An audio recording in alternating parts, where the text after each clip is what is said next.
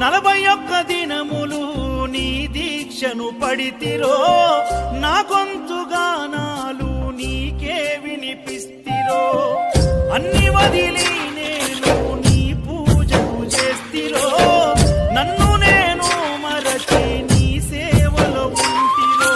భక్తితోని భజన చేస్తూ బయలుదేరితి, శక్తినిచ్చి నన్ను నడిపించు శబరికి.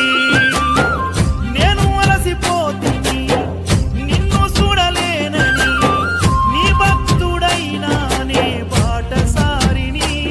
క్షణముండలేను తండ్రి, నేను తల్లడిల్లిపోతి, నీ పాదయాత్రలో నీ దరి కాననైతిని.